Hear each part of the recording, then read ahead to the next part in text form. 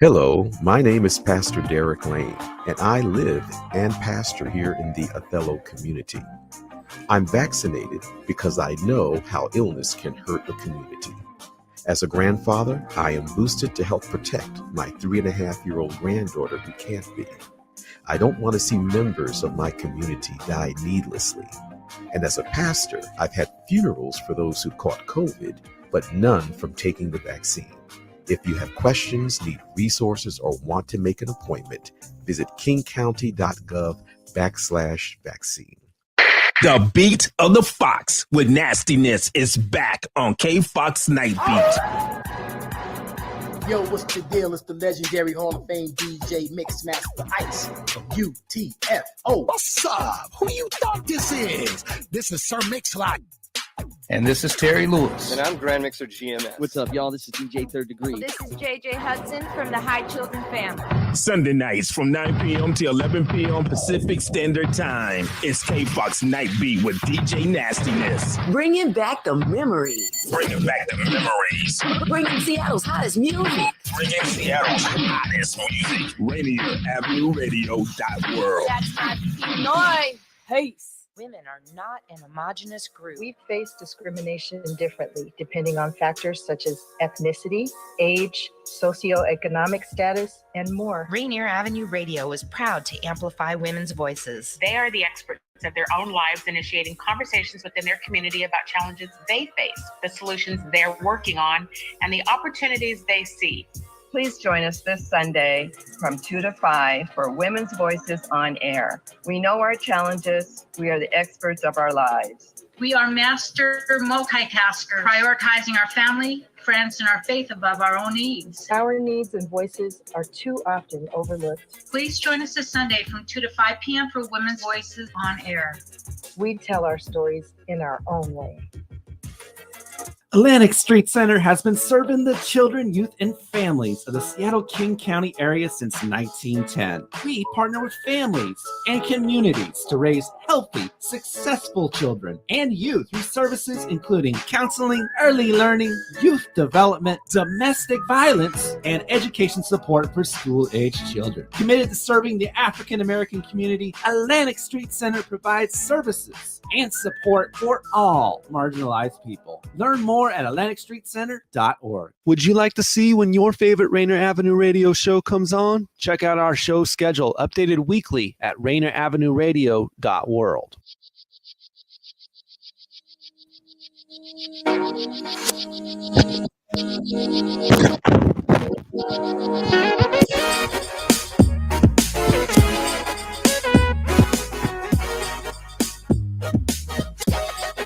Good afternoon, ladies and gentlemen. Thank you so much for being a part of our audience today. Juan, Cotto, touching bases with you from the Columbia City Theater with my good friend Mick Hoffman. And it just seemed that Mick, who is the executive director of the Washington Interscholastic Activities Association. And for those of you who watch the show, you know that. And you also know that I'm a Rainier Avenue Radio host, and you will hear me during football season. You will usually hear me during baseball season. I think we got out a couple times last year in the cold and rain and did a few baseball games. But certainly you will hear us, and we are doing more to promote this show than we ever have. WIAA Primetime, where we discuss issues going on in youth athletics throughout Washington State and also in our own community. So welcome to the show. And Mick, welcome back. Just like you and I were saying our goodbyes and slapping each other on the back in June, and through the magic of the time capsule, we're back. Welcome back. Yeah, it's hard to believe it's been 2 months. How was your summer? Let's talk about you a little bit. How was your summer? It was good. Tell me about what you did. Do anything to recharge the batteries? Yeah, we took a family trip for 10 days and got out of town and spent some time around the house just getting things done. I'm on the road a lot, so a lot of honeydews to get done around the house, reintroduce myself to the grandkids. We did quite a bit of that. Obviously, and you and I have spoken about this personally, and we've spoken about this on the show. You and I are both sports nuts. This was a wonderful summer of sports in Seattle. We had the All-Star game. We had a variety of big-time events that came through. The Mariners got really, really, really hot at the end of summer and have now positioned themselves in the playoffs. We had the traditional stuff here. We had hydroplane and racing. We had a variety of different activities. Did you get a chance to get out and see anything this summer? Yeah, so a little bit of the All-Star game.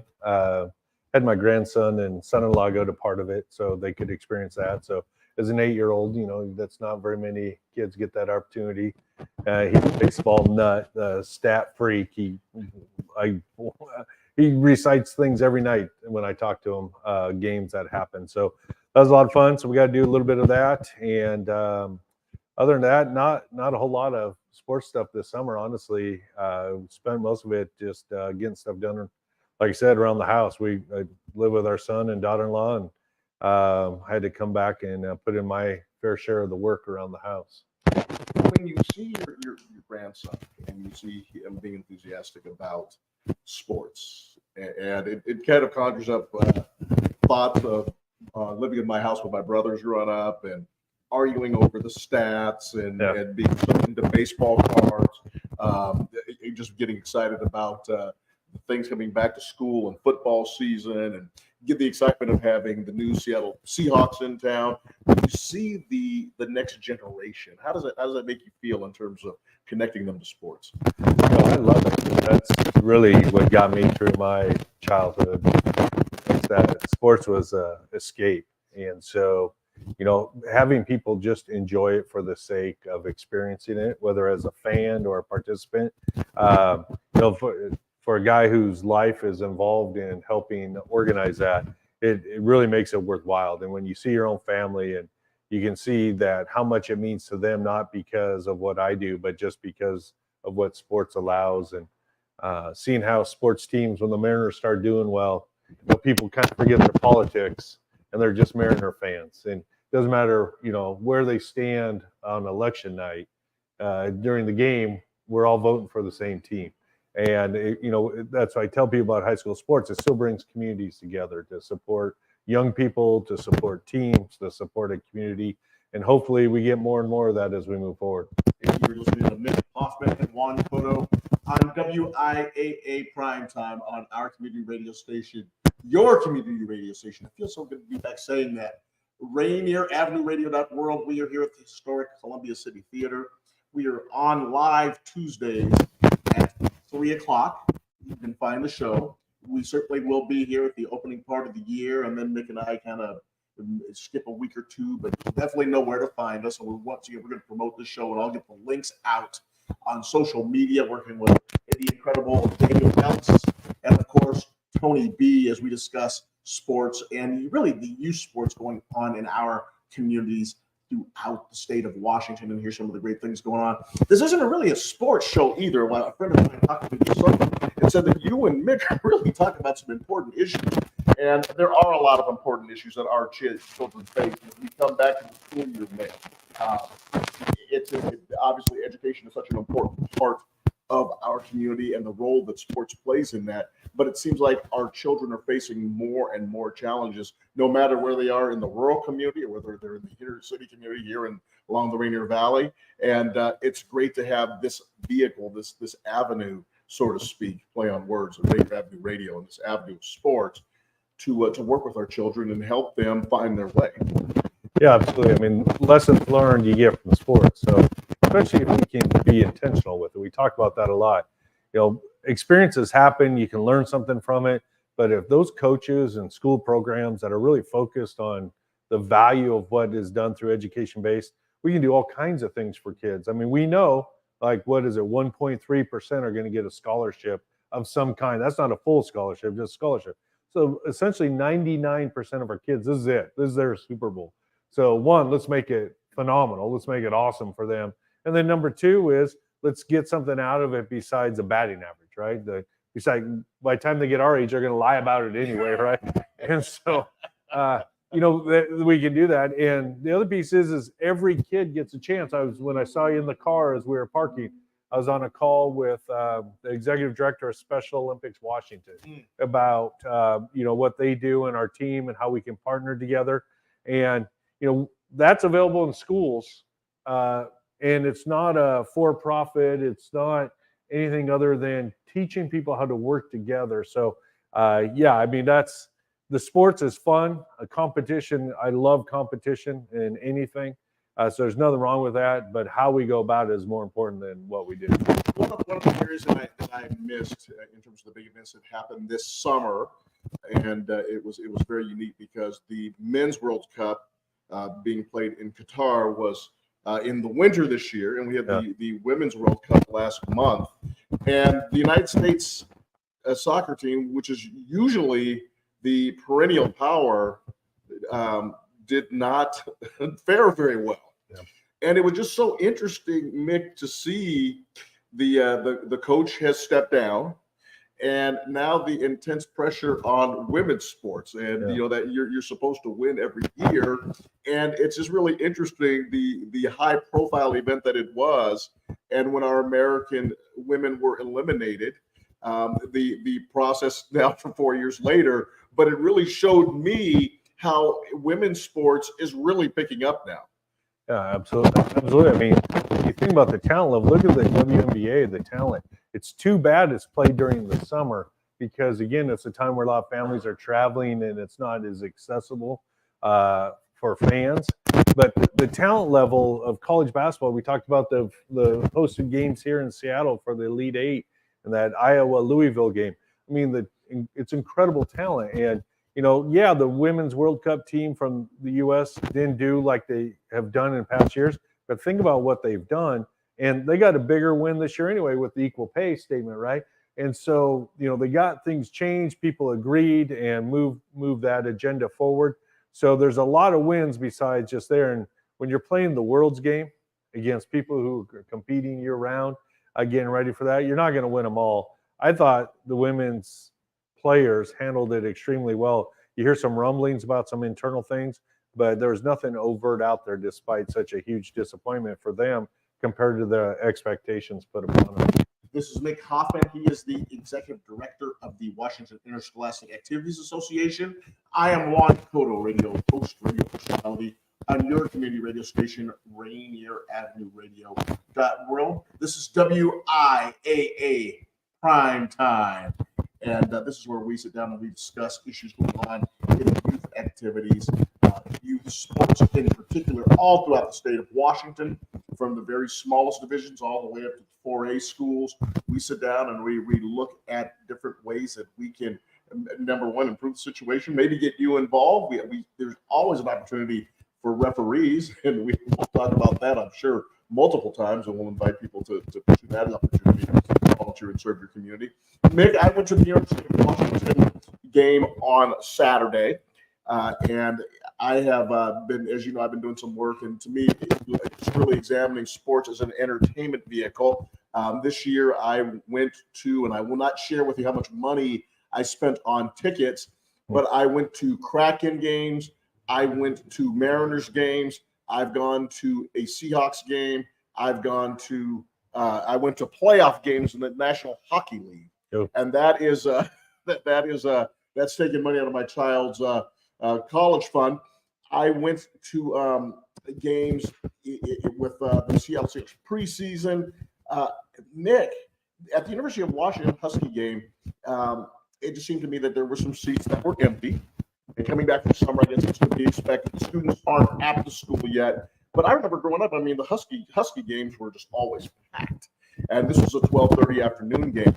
But I am wondering now, with all of the opportunity for sports, are we starting to see a little bit of the thinning of this as a business and entertainment opportunity? In terms of the fact that when you go to a Seattle Storm game, it is starting to become over almost a $200 night for you and your family. Yeah. And I'm just wondering, and looking at the value of high school sports and the entertainment value of high school sports, is there a way that you guys are looking at maybe we can capture some of that market? Or is this something that just kind of rebounds in a cyclical cycle in regards to the economics of scale with sports and fans? Yeah, I think it's a combination. One is the cost.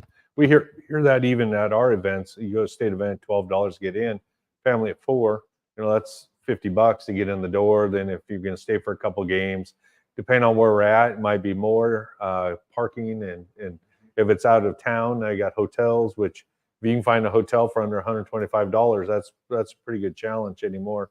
So cost is definitely a barrier for families.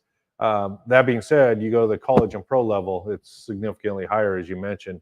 So yeah, so what we're trying to do, we actually reorganized a little bit internally, and we're going to do a greater emphasis on marketing. We have done a poor job, just basically out of a capacity issue.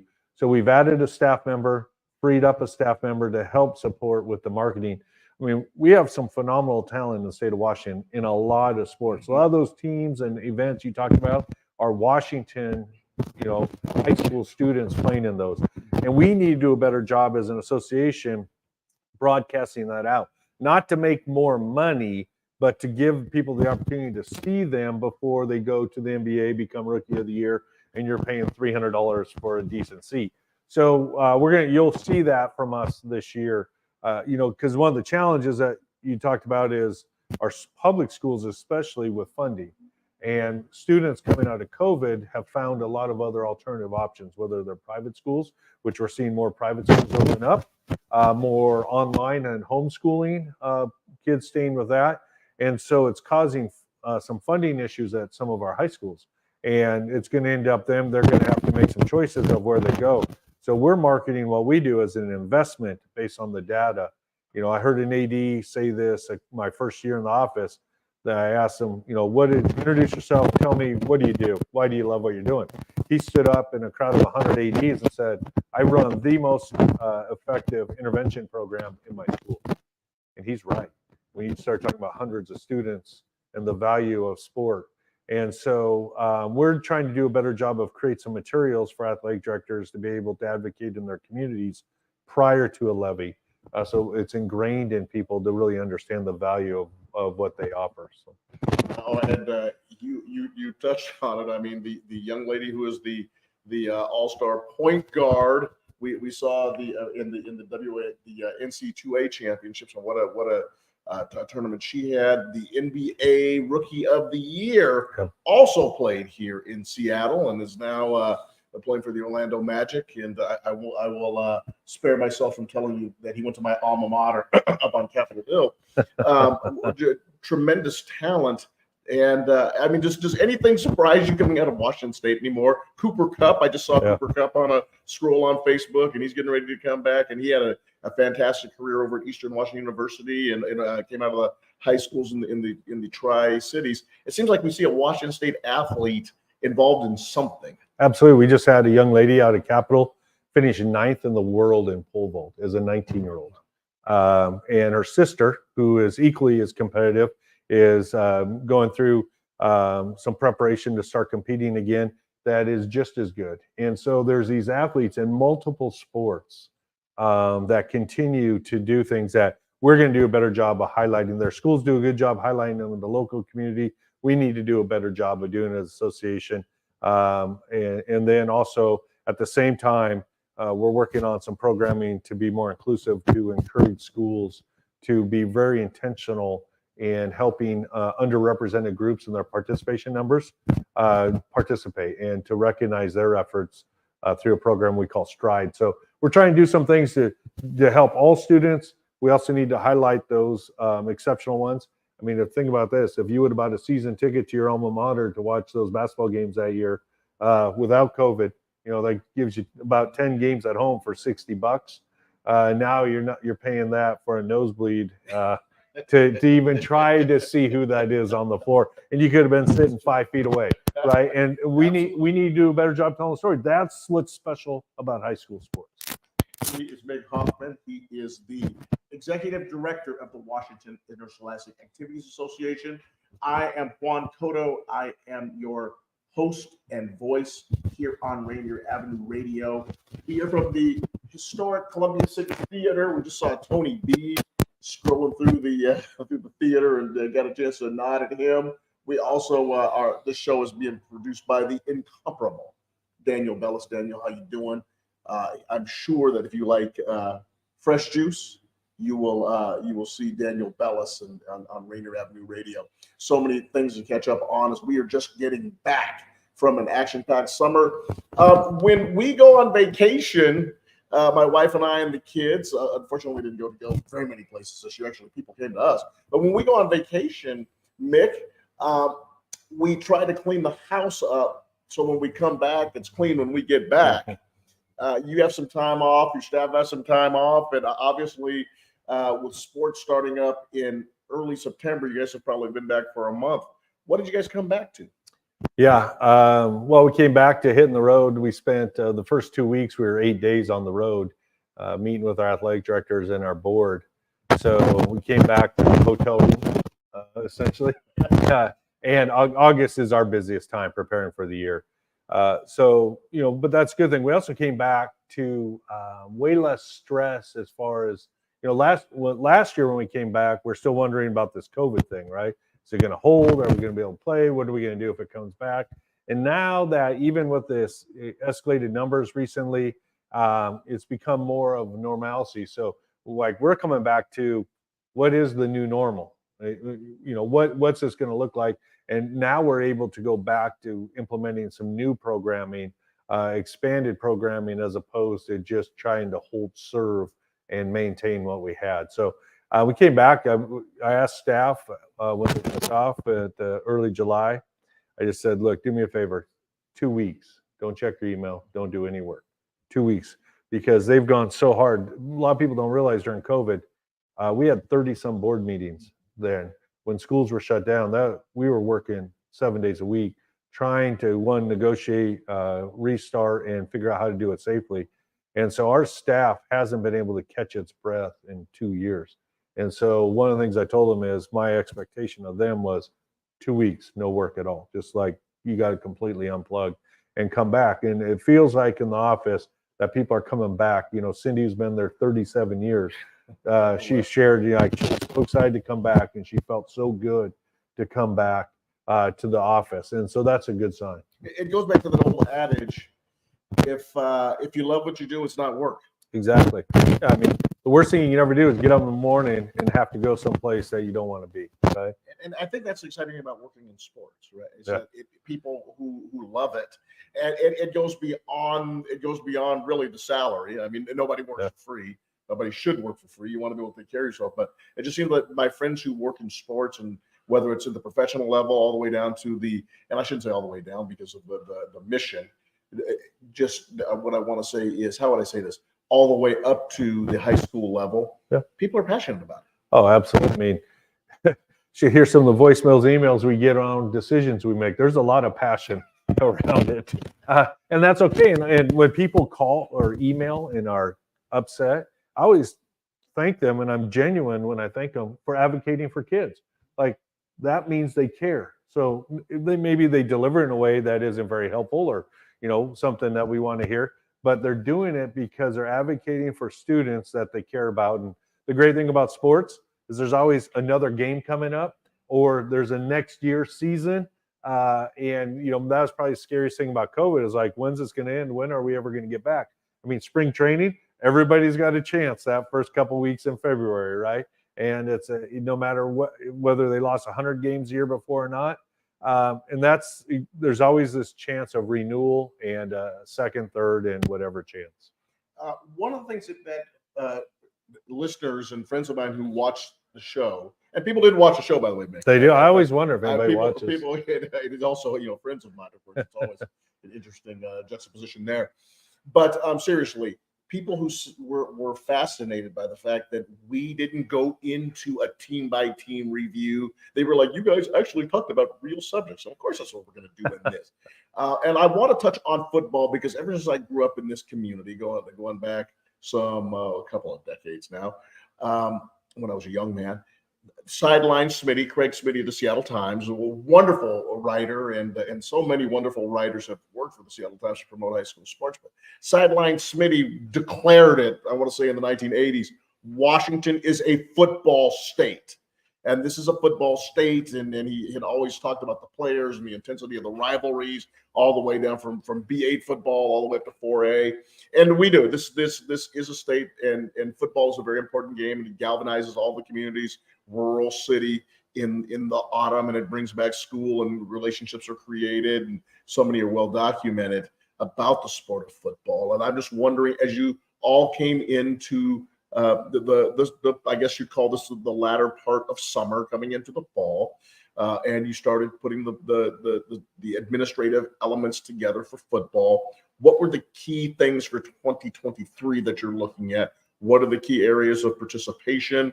What are the things that we are doing to make the game safer? And how are we looking at football? And what is the brief state of football in the fall right now? Yeah, I mean, numbers are going up. So football in general across the country, people are coming back. So the education around football is helping, and the equipment that is helping. There's a lot of controversy around the Guardian caps. Right now there's a belief that they make things safer. It makes sense, right? They're padded, but the helmet companies won't certify their helmets with them on there. Let's go back to that just real briefly. If you have watched practices from the Seahawks or just about any major college program right now, the Guardian caps are those big skull caps that are over the helmet, and they provide a padding, and they provide a reduction in the impact during practice. They're not used in games; they're used in practice, and they are if you study the concussion management, it's the second impact that usually was the one that leads to some sort of a catastrophic injury. The Guardian helmets are designed to reduce some of the impact in practice. So players who get dinged up in practice and don't really realize they're injured go into a game with that particular injury and end up getting a concussion. The Guardian helmets are designed to protect some of that. Yeah, and so right now, every year, football helmets have to be recertified, right? They have a 10-year shelf life. Yes, they do. Have to be recertified. It's expensive. It's a long, laborious process. And the NOXI and NARA, they have not officially tested the Guardian cap. So schools are getting mixed messages on whether they can use them. NFL's using them based on their own testing. Some of the universities are doing it based on their own testing, but it's not universal. So one of the things we were hoping to come back to was a universal agreement on whether high schools could use it or not. We don't have it yet. So that's been frustrating for schools, been frustrating for us. We're hoping to push the process to get it to the point where schools can get a clear answer from their helmet companies and the risk management groups on what to do with that. I would assume that's also frustrating for the parents as well. 100%. Yeah, I mean, with the process, if you get out in front of it and it ends up being surprising results and that there is an issue with it or it causes something else. So that's why we're waiting for the testing to get there. So ideally, we'll be there next year. Last year it was a no. This year was up to schools. So hopefully next year the data will be there and schools can make informed decisions based on their own research. The business aspect of the game, the venue aspect of the game, the championships are going to be at the University of Washington this year. Yep. And once again, that provides a completely exciting venue. Yeah. And at the same time goes against the grain, which happened the last several years where we were at campus sites. Tell us what has been the response and what have you heard over the summer about playing back at Husky Stadium? The initial response was really positive. We haven't heard a whole lot about it, honestly. And we're just hoping whoever replaces Jen Cohen is as committed to hosting as she was. It's a one-year trial, and it's going to be up to them to decide. I was floating a name to my friend Adamari Kase, so we'll see how that goes. But nevertheless, he's here right now with us. He is Mick Hoffman. He is the executive director of the Washington Interscholastic Association. And this is WIAA Primetime, and we will come back and we will discuss fall sports as we are moving forward with the administration leader in Washington State.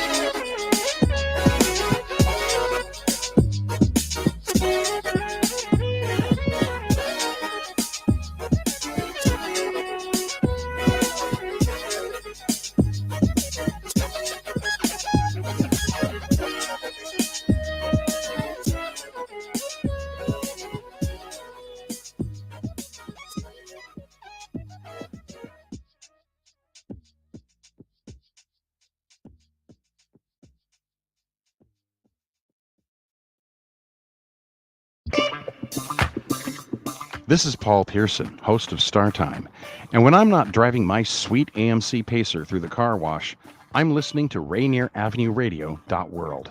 You missed a spot. There are everyday actions to help prevent the spread of respiratory diseases. Wash your hands. Avoid close contact with people who are sick. Avoid touching your eyes, nose, and mouth. Stay home when you are sick. Cover your cough or sneeze. Clean and disinfect frequently touched objects. For more information, visit kingcounty.gov. Rainier Avenue Radio presents All Music, All Day Saturday. Music, all day Saturday.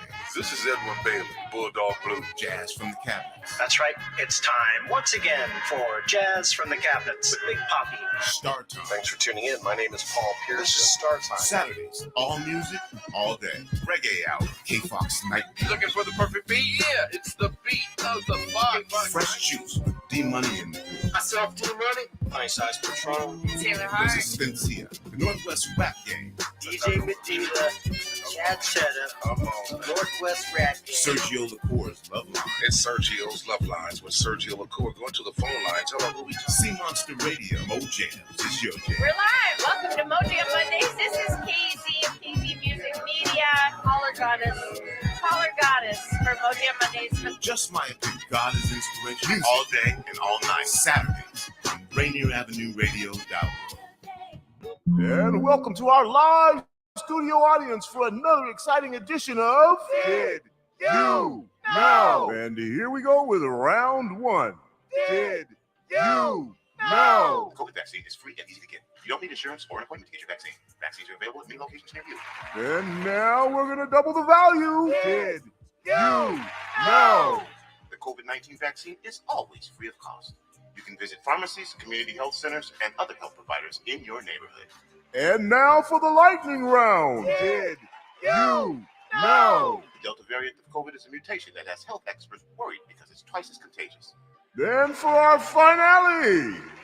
Did You Know? The best way to protect yourself from the COVID Delta variant is to get fully vaccinated. Get your vaccine today. Find out more at kingcounty.gov/vaccine. Did You Know?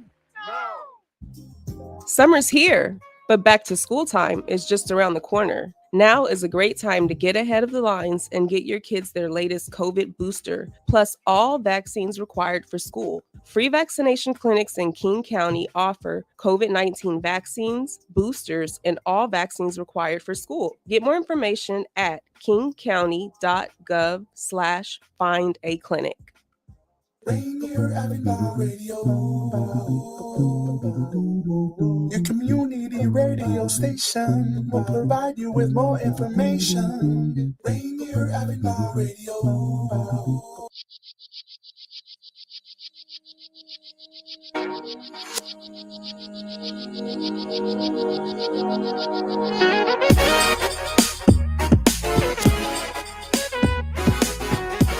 Welcome back to the historic Columbia City Theater. And I apologize, and we apologize for any static that was in the first segment. We had a little bit of a technical issue, which we have cleared up. This is Mick Hoffman. He is the Executive Director of the Washington Interscholastic Activities Association. I am Rainier Avenue Radio host and personality, and my wife will verify that I'm a personality. Juan, Cotto, and we are looking forward to fall sports in Washington State, and no better person to help us look at the landscape of sports in Washington State on a really good show. Friends of mine and folks who watch this show have told us that it's a really good show. We hope you enjoy it, and we hope you send more information and questions for the leader of the High School Activities Association in our state, Mick Hoffman. We certainly are excited, as always, to be at the Columbia City Theater. Rainier Avenue Radio provides so many opportunities for fun during the fall, and I know there's going to be, as we roll into September, October, November, well, it's going to be a little bit of political season, but there's also going to be some exciting opportunities to catch sports in Washington State, and we'll give you some opportunities to hear about those as we go on in the show. Mick, we were just having an interesting conversation before we went into the break, or actually when we were in the break. You said that the streaming of volleyball games has surpassed the streaming of football games. Is that correct? Yeah, our state streaming numbers, basketball has by far the most. We had every game in 3 sites on there this last year.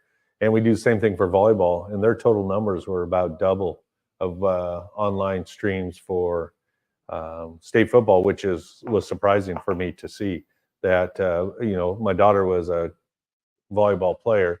So knowing that what kind of sport it is and the passion around it, I guess shouldn't have surprised me. But again, we talk about football. Football's our highest participation sport in the state. And with flag football gaining steam so fast, with the Seahawks support, it will continue to grow.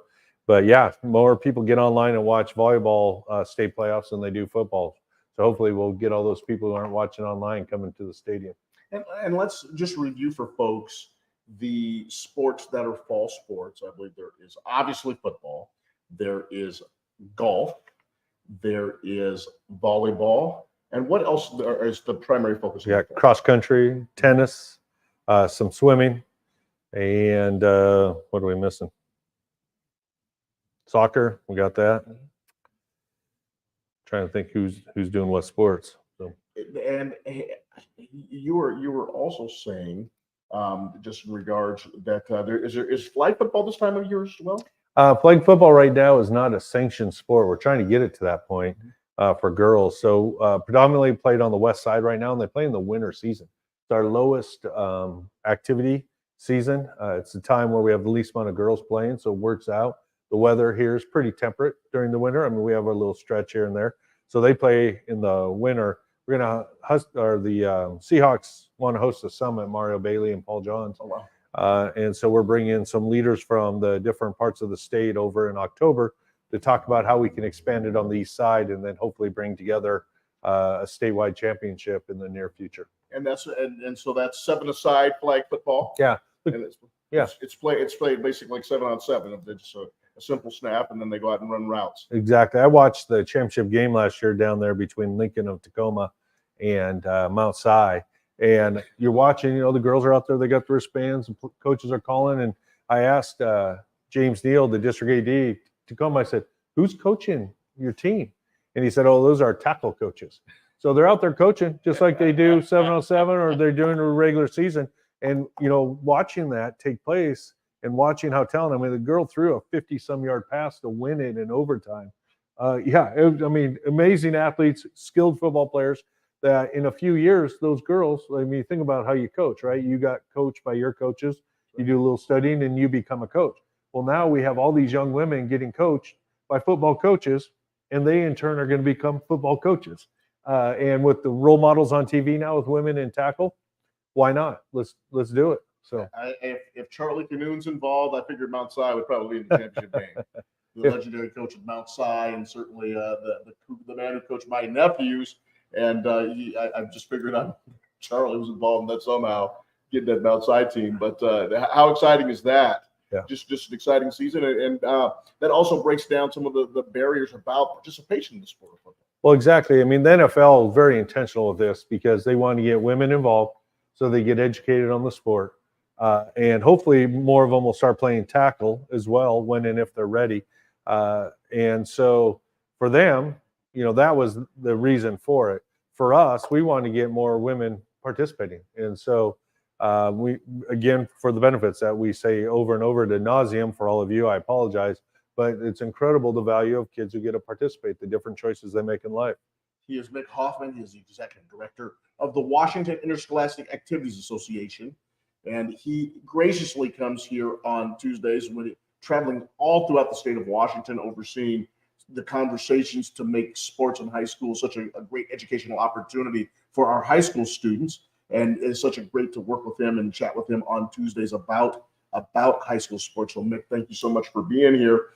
For you football fans, for you high school football fans, we have a couple of very exciting games coming up for you at the end of the week. And guess what? They'll be on Friday night.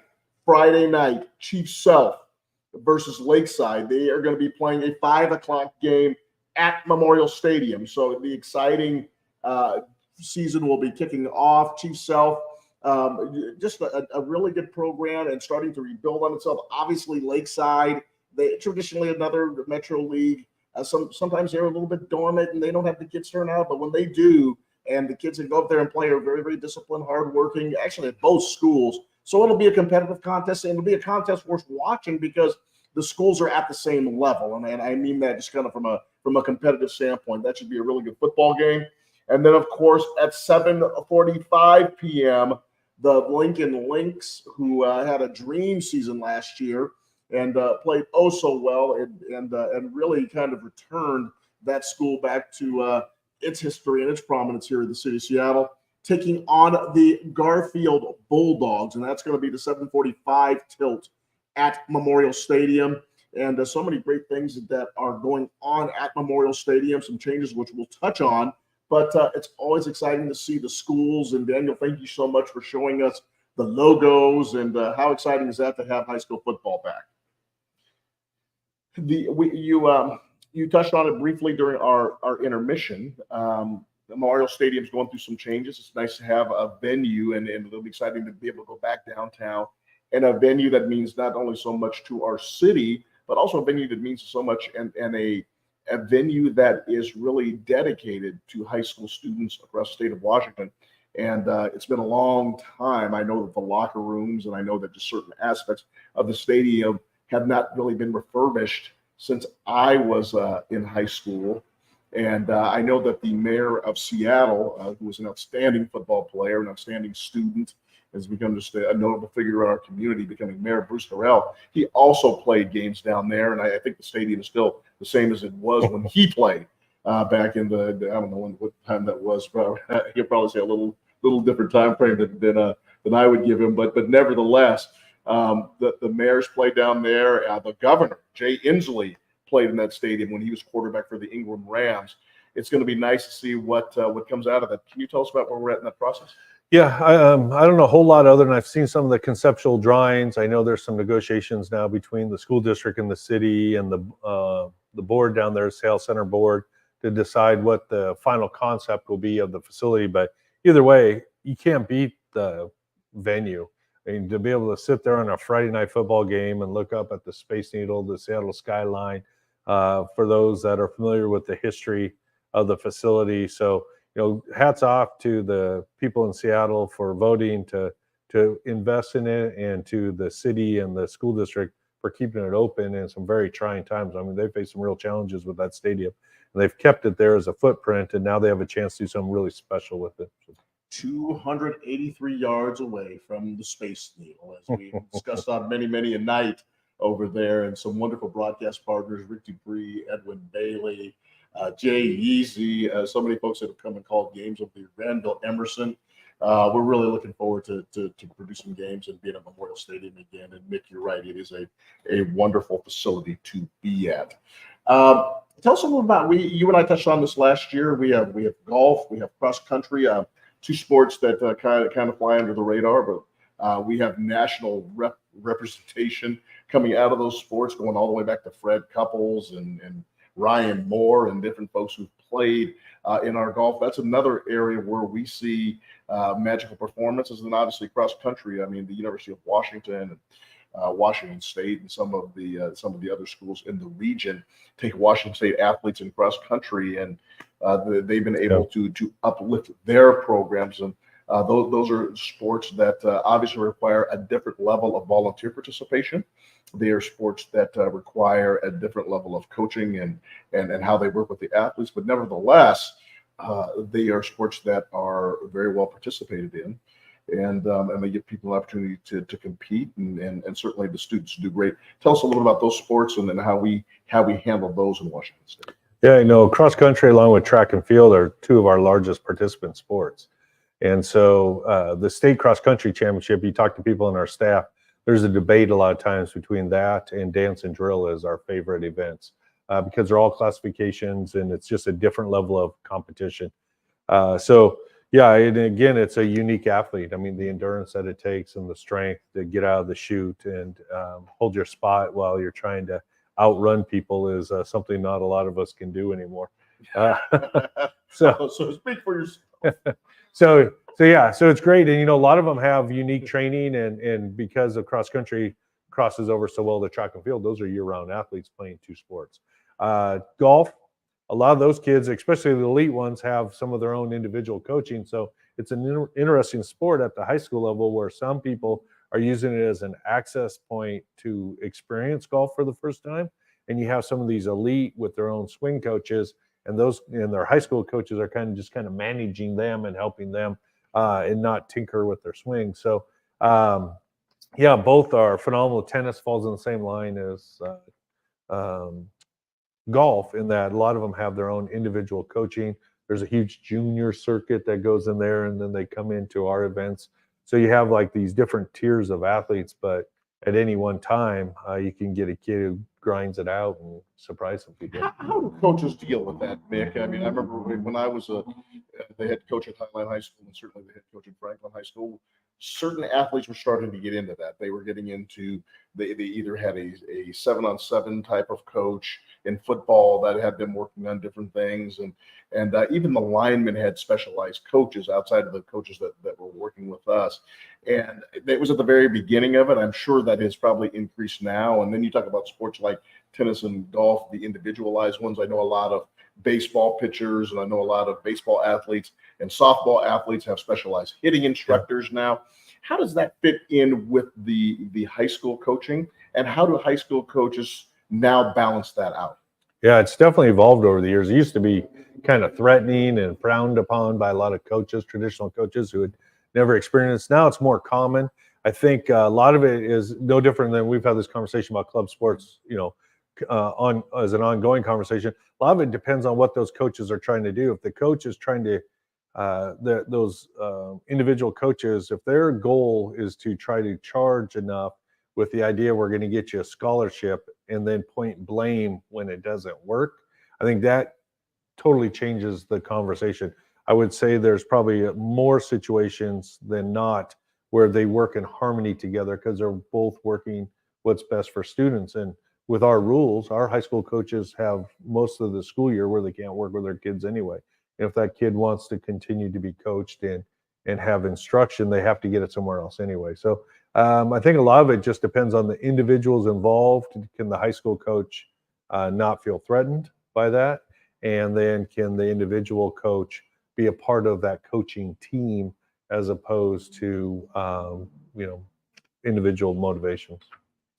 Always fun things. And that's why I remember talking to my good friend Hugh Wyatt, who is, I believe, out of Vancouver, and old Hugh, the double wing coach, when I brought the double wing to the high line. And he and I had so many conversations, but I think, and he talked about himself being, he told me at the time I was a young coach. Of course, now I would be an old coach, and he was calling himself an old coach. And I tell you, Mick, when you are dealing with some of these types of things, it makes you an old coach really quickly. Yeah.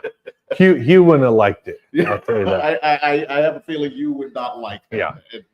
Whatsoever. And certainly I completely understand.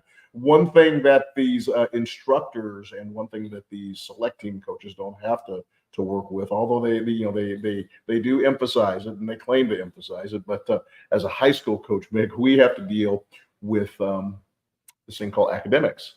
And we have to deal with grades, and we have to deal with 5-week access, and we have to deal with a variety of different motivation of the individual student athlete to make sure that they are going to the classroom. We have to monitor all of those things. And if you're a coach that's offside the building, you have to have staff in the building. And I was so lucky to have unbelievable faculty members working with me to make sure that my kids were going to class, and the ones who were struggling, that they were working with them and giving them the necessary attention they could do to become better students and to work out their academic issues.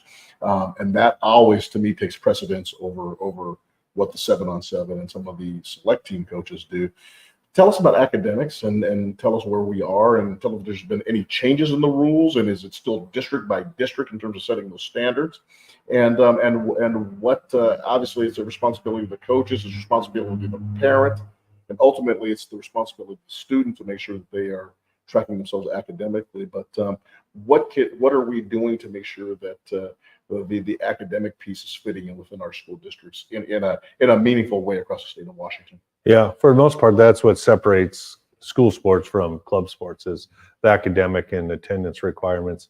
Our rules haven't changed. They have to pass 5 out of 6 essentially in a 6-period day, and which a D can pass, right? So you could have 0.67 GPA and technically be eligible under our.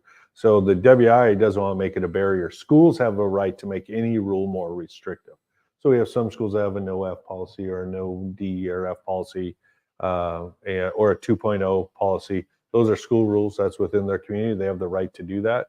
And so again, the gift of education base is keeping students connected to their education. That's really our mission, is to be part of the educational process. So that's why there's a minimum. And it, like I said, we set a fairly low bar. But again, it for some, it's what keeps them connected and hopefully gives their teachers a chance to hook them and get them to graduation. So the parents' role in the academics. I know that I had worked with some students who struggled academically, and it at times it was almost a surprise to the parent that unfortunately their child was going to be able to play on a Friday night, or they didn't understand the 5-week rules. How do we communicate those activities to the parents, or do you know what has been successful at the district level to make sure that the parents understand how these academic rules are serving to push their kids academically and make sure they're getting the education piece that they're supposed to get in school, and at the same time working to get them on the field? Yeah, in the office, we get almost no questions about it from parents, which tells me the schools are doing a really good job of getting the word out. And again, it's to their benefit, because if students are showing up to school, right, they're less likely to get in trouble. They're going to have higher graduation rates. Those are all things important to schools that they got to report out. They want to pass bonds and levies. People are looking at how good their effective their school is. Higher graduation rates on their website.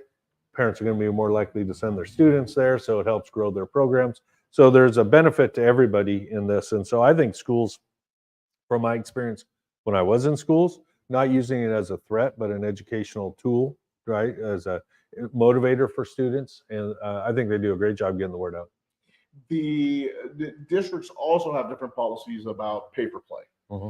And some schools or some districts, it's a little bit more, other districts a little bit less.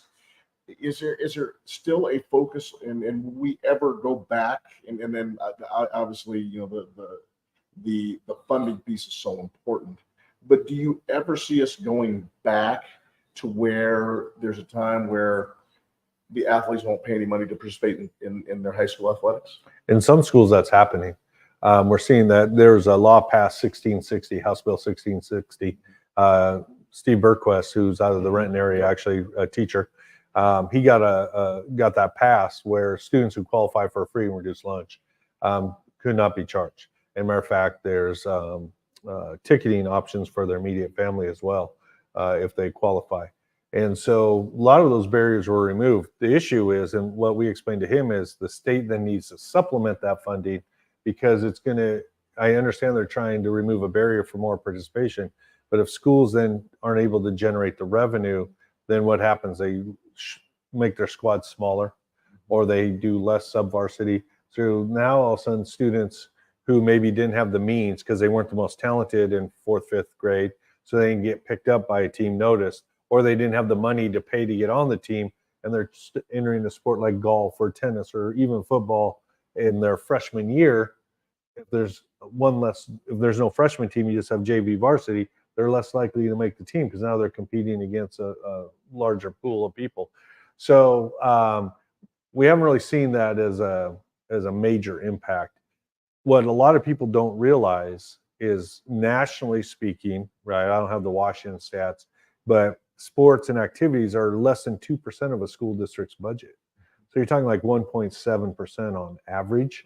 So it's a small investment to impact thousands of students in a school. So hopefully people will pay attention to that as they're making tough budgeting decisions again this spring. I know that our superintendent's been really good about trying to protect that funding while honoring 1660. So schools aren't, you know, we don't generally think like businesses are generating revenue. So we're trying to find ways to bring those options to them where we can. Mick, I tell you, this summer, and as you know, my son plays select baseball. We were on a select team out of Woodinville, Washington. and we get to travel a little bit. It's been an eye-opening 2 years for me, and it's always fun to spend time with your children in this athletic pursuit. He's enjoyed it. And he's definitely grown as an athlete and also as a player. He's had a couple of really good coaches that have helped him develop as an individual. It's been a wonderful experience for him to participate. He'll be on another select team next year, and he's looking forward to that experience as he moves into the 16U level of competition. But Mick, I was, and you and I have touched on this before, I was absolutely amazed. We went to tournament after tournament, went to game after game.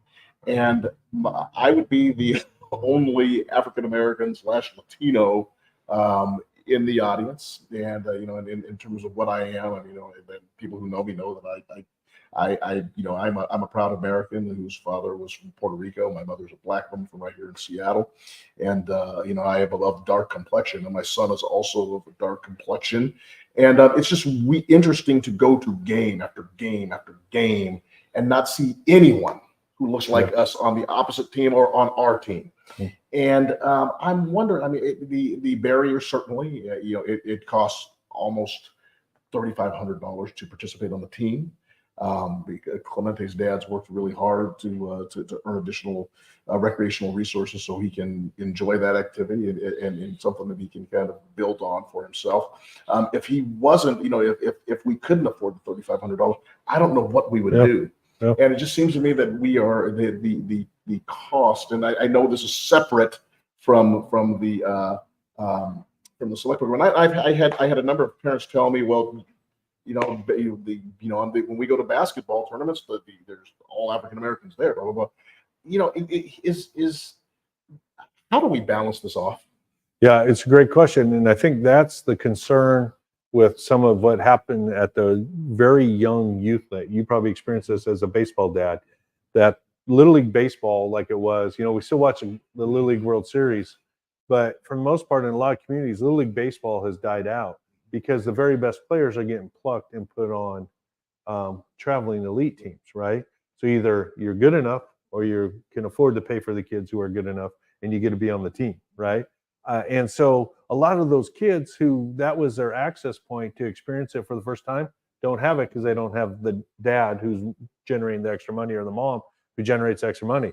That's my concern with sports in general, is that we're losing that in a lot of sports now. And I don't have the answer for it other than if we can get, when we're fighting for funding within the schools already, how can we push this to more opportunity in the middle school level and the elementary level for students to enjoy sport at that level? And so I think in the next decade or so, we are going to see really how important sports are to the community as a whole. Have they lost that to where everybody wants to be a part of it in some, or is our mindset that's just for the best and the elite and everybody else goes and finds something else to do? Here's the sad thing and the really interesting thing. None of the kids are really that good. Yeah, well, it's absolutely amazing. I mean, and they believe and they believe in the parents, and I guess if you're paying that type of money, you would believe that you're gonna believe that this is the elite of the elite. Yeah. But I'm sitting there and I had the opportunity to talk with my former college baseball teammates who've all had kids who are older now, and they went through the whole process, and they said, Juan, they said the same thing. Yeah, you're sitting there arguing. So anyways, just wanted to finish that. Yeah. Thank you so much, Mick, for being here. Thank you so much for your candor and your information. We will see you next week right here on WIAA Primetime.